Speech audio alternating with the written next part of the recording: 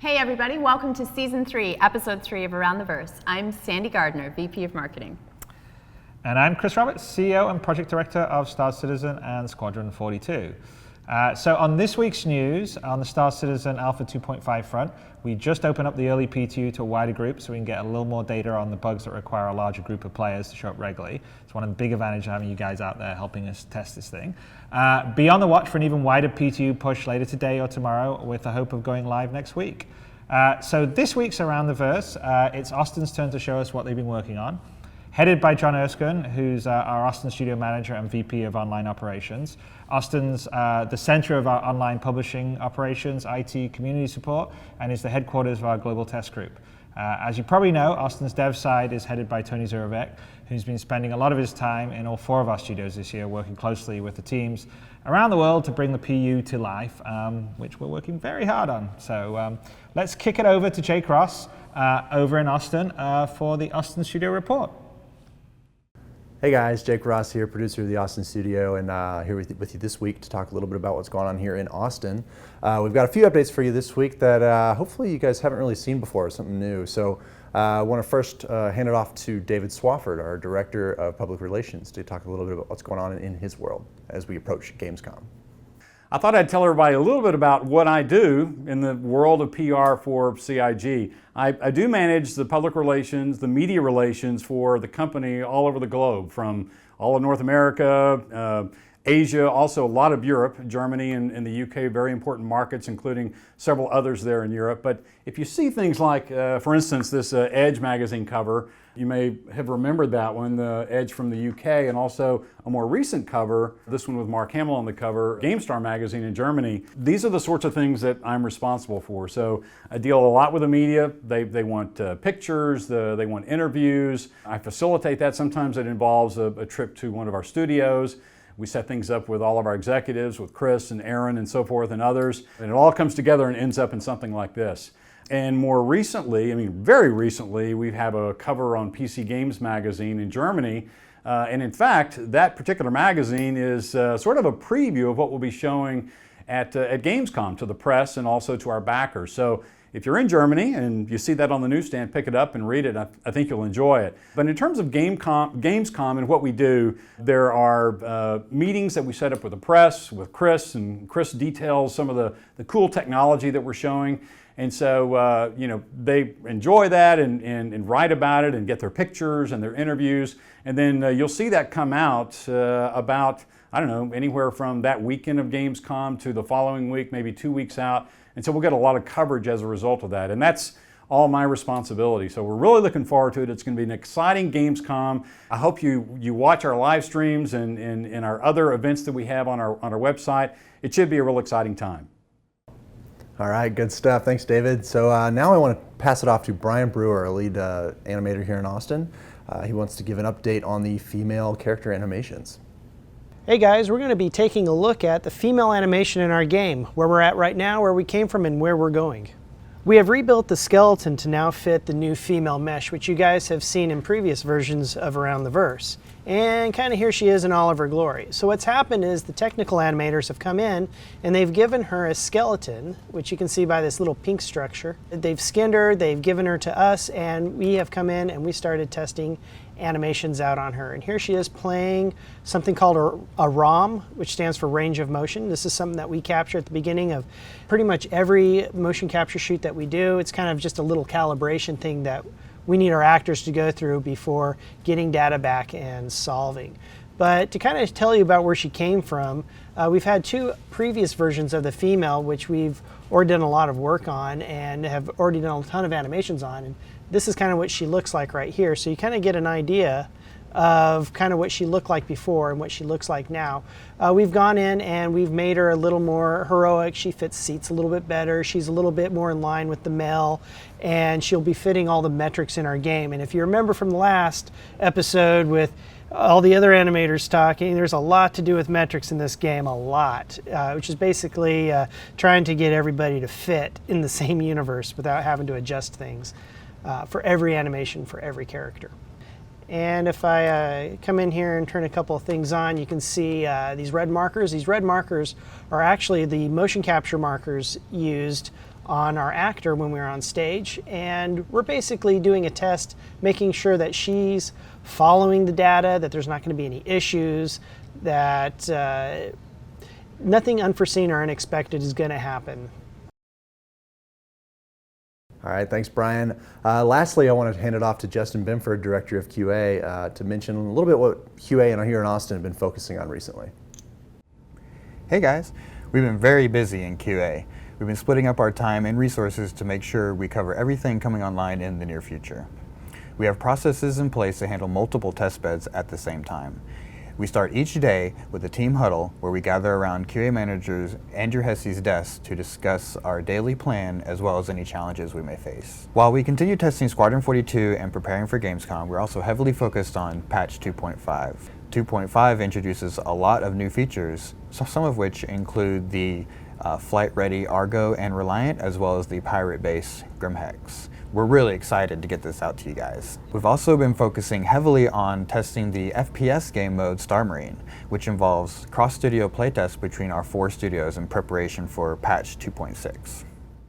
Hope you guys enjoyed that update. There's lots of stuff going on here in Austin, especially as we approach Gamescom, keeping everybody busy. Until next time, thanks guys, see you around.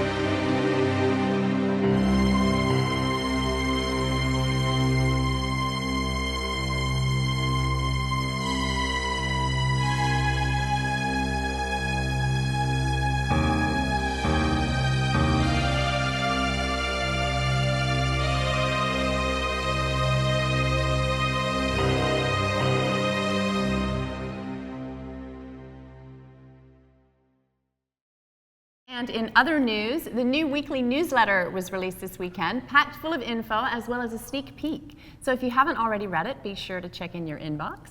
The monthly report also went out over the weekend, which is a good read. And a long read. Yep, But a good one. Yep. There you go. Track jackets and polo shirts are still available. Your last chance to get a track jacket, as they are making way for Squadron 42 hoodies by popular request. And the Gladius is the August free fly ship for subscribers. And the subscriber flare is the Reliant model, which will be attributed at the end of this week, and it will go live in the game with the release of 2.5. Now let's go over to Tyler Witkin for this week's MVP.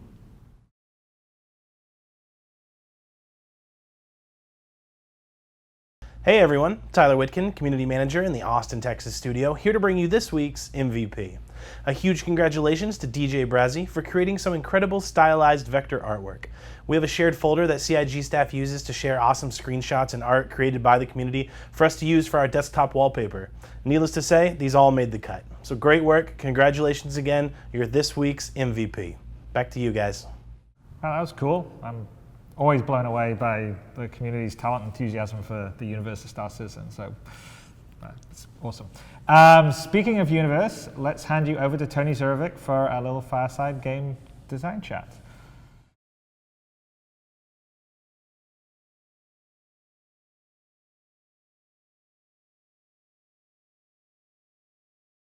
We're aiming to release the first NPCs in what's currently called 2.7 in late 2016, in limited numbers at first and then gradually increasing in quantity. The initial set of characters will consist of things like shopkeepers, store patrons, maintenance workers, entertainers, tourists, and vagrants. And they'll be found predominantly in the larger landing zones, Area 18, Port Olisar, Levski, and Grimhex. We'll be looking to fine-tune performance, animation quality, and usable functionality in particular, with the focus on really amping up the diversity and variety of their actions a bit farther down the road. That first wave of NPCs won't have a lot to say, but you can expect them to get progressively more talkative in subsequent releases. At the design level, most of the gameplay systems are unified under the auspices of subsumption, which means that conversational logic will be able to easily interpret and branch based upon your reputation in a given area, your personal history with that character, whether they've given you any tasks to accomplish and how you fared, and other things of that sort. The longer term objective is to inject as much dynamism as possible into areas that will be populated with NPCs. One of the ways by which we mean to do this is via the addition of dynamically constructed daily schedules to the NPC population. This is going to allow them to vary what they're doing and where they're doing it based upon the time of day. If you arrive at a landing site during the day, then you might find shoppers hunting for a good deal and workers just going about their normal business. If you touch down late at night, though, you might see fewer characters on the streets and a greater percentage of partygoers, entertainers, drunks, and criminals. Another way by which we intend to add some ebb and flow to the environments is via taking into account what's happening at a macro level within the system and factoring the results into the algorithms that determine the composition of NPCs that you'd see at any given time. If business, for example, is booming, you'll see more well-to-do characters and less crime, whereas if a location has fallen on economic hard times, then you'll see more vandalism and begging. If a war is raging near a planet, you'd expect that its medical facilities would be getting a lot of traffic, lots of limping and bloodied pilots and Marines should be going in, and lots of patched together characters would be coming out. Ultimately, what we want is for the various landing zones to feel like living, breathing environments and not static portraits. The ability to hire an NPC crew to help with the many tasks that operating a multi-crew ship present is actually seen as a fairly important aspect of the game, as it's going to allow solo players or just a group of friends that are missing a critical position or two to supplement their ranks as necessary. This feature isn't going to arrive in 2016, but I can talk a bit about where we're heading. Larger landing zones are going to have a personnel shop where you can peruse a library of available characters, each of whom is going to require a daily salary based upon their skill set and current demand. NPCs then can be rented but never actually purchased. Retaining them is just going to be an ongoing expense. NPCs that may serve in a crew will have attributes associated with them that denote their proficiency in a variety of disciplines. This is going to include things like, for example, how well they can pilot, operate a gun turret, control a tractor beam, or repair damage to your ship. We're probably going to wind up tracking a few psychological components like aggression and intelligence as well, and using those to influence how that NPC behaves in various situations. Most NPCs are effectively going to be specialists with a notable capability in really only a single area, although there will be some exceptions. If their rating in one of these fields is beyond a certain threshold, then they may be assigned by the player, their employer, a compatible responsibility on a ship. A combat marine then could be assigned to patrol an area and engage any foreigners that are detected, but since they wouldn't likely have any engineering knowledge, they wouldn't be able to be told to repair any damage that occurred to the ship. Every NPC attribute is going to be associated with another value that determines the character's maximum potential in that area. This determines, in essence, how good that character can ever become at that particular discipline. As a character does more of something, they will naturally improve their abilities up to that potential. It's up to the employer, the player then, to decide when it's time to give an NPC that looks to have prematurely peaked the boots so that they can try their luck with another. A gunner with poor accuracy then might well be worth keeping if they're fairly cheap and they look to be steadily improving. The basic idea here is that you're going to need to invest your time and attention, not just your money, if you want to gradually build an exemplary crew.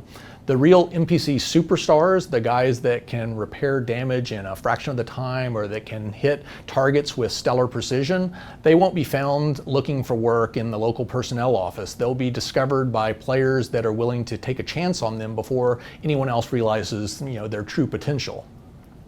Some of the NPCs that you encounter during your travels may, depending upon how the conversation goes, offer their services to you. This method of recruitment will be considerably more time-consuming than flipping pages at the local personnel office, but oftentimes it's also going to be where you're more likely to find a bargain or a multidiscipline NPC or someone with a higher than average potential to excel.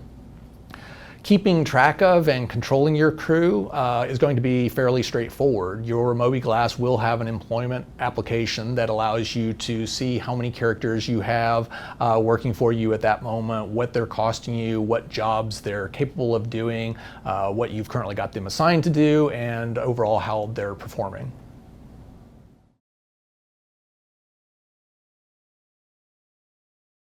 Some of the first duties that NPC crew members would be able to perform would be things like operating the scanners and weaponry on a ship, serving as onboard security of a designated area, or acting as a general purpose engineer capable of effecting repairs.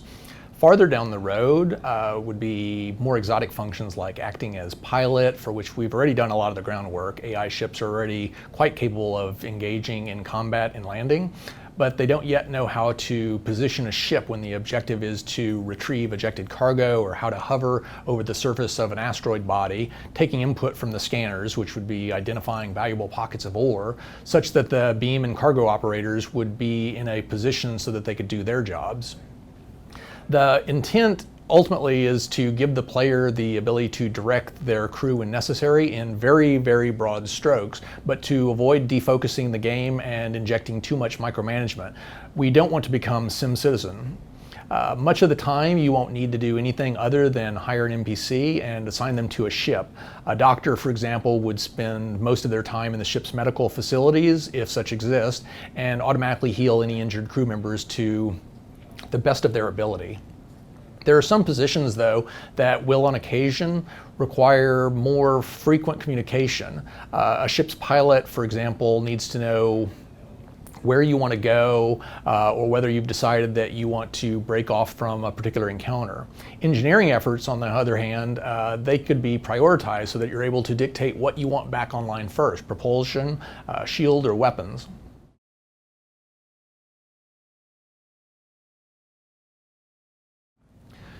We're predominantly focused on ships with smaller crews at the moment. In order to make some of the larger ships really feel occupied, though, you might need many dozens or even hundreds of NPCs. To that end, we're probably going to allow you to hire a base crew from the personnel office while specifying only a few key things like whether you want a skeleton or a full crew and the average level of competence. Cooks and janitors and security guards then could be hired en masse, allowing you to focus on hiring just the individual specialists, as you'd typically do on the smaller ships, to really customize and enhance the control and efficiency of your ship.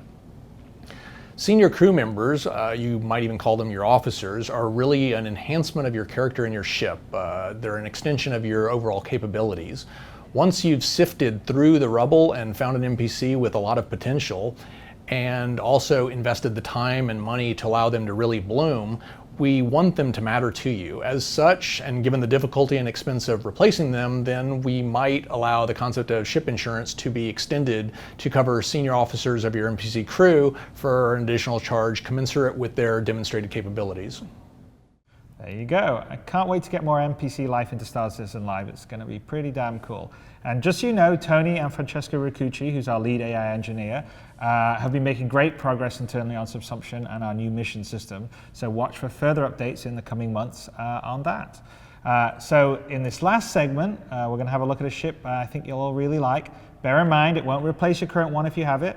If you do well enough in Squadron 42, you may very well get the opportunity to fly her. So here's Chris Smith, our Austin lead vehicle artist, to tell you a little bit about it.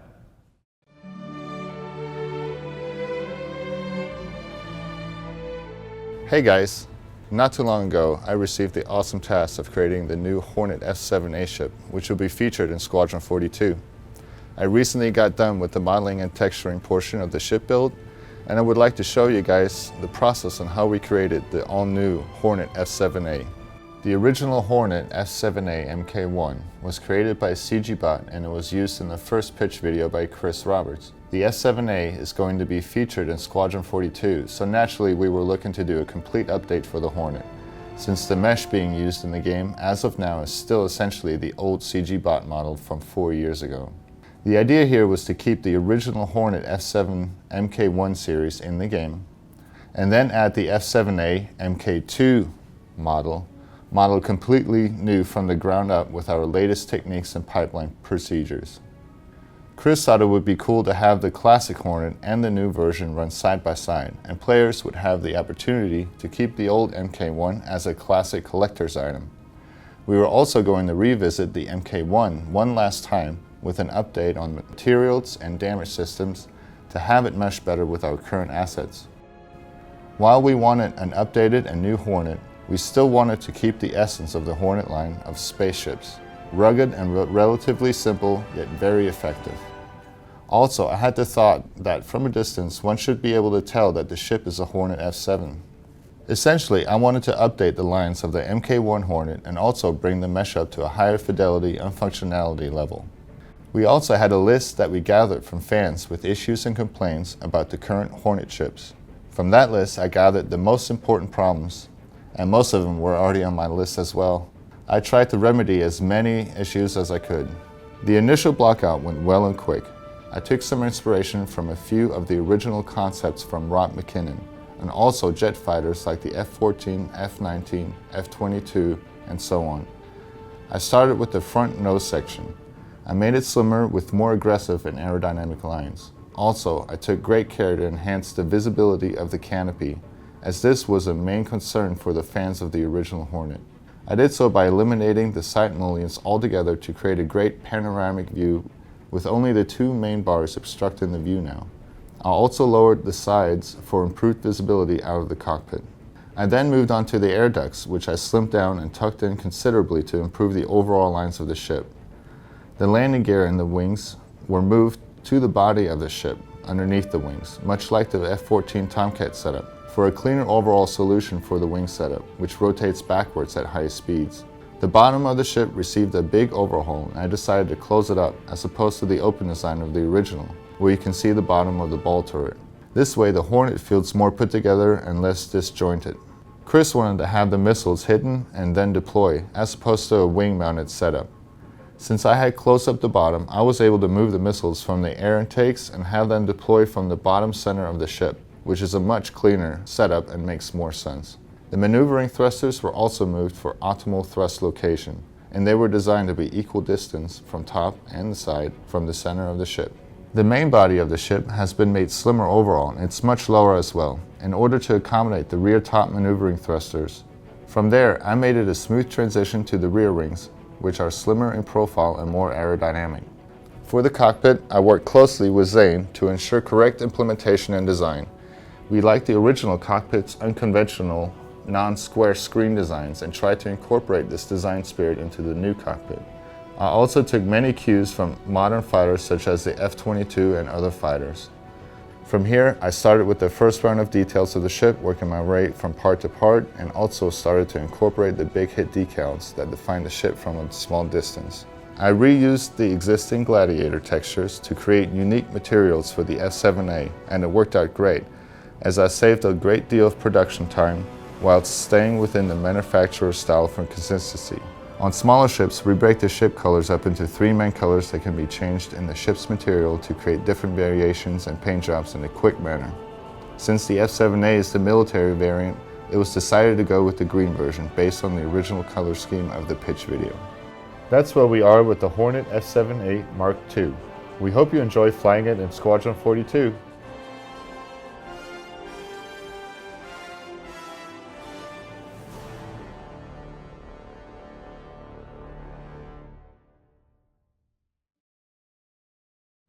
I think a lot of people will be excited to fly the Mark II in Squadron 42. I certainly will. Yeah, me too.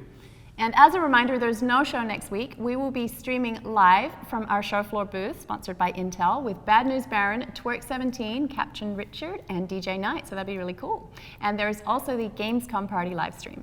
Pop-up events will be on Wednesday and Thursday night, and the beer garden on Saturday. Yeah, which is a perennial. Yep, and there will also be a free fly over Gamescom and goodies to pick up at the booth, so come visit us. Yeah, we'll see you there. Yep, and be sure to tune in to Reverse the Verse tomorrow morning at 11 a.m. Pacific. It'll feature one or two of the devs from today's show for Q&A. So jump in there and ask all of your questions. There you go. With that, thank you to our subscribers for making this show possible, and thank you to all the backers out there for making Star Citizen and Squadron 42 possible. And we will see you around the verse. Bye.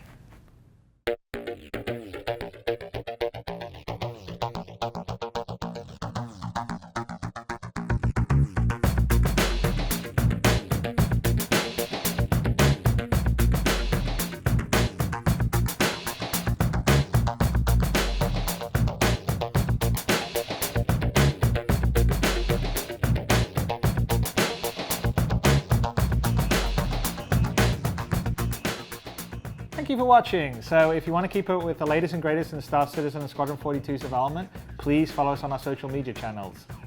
See you soon.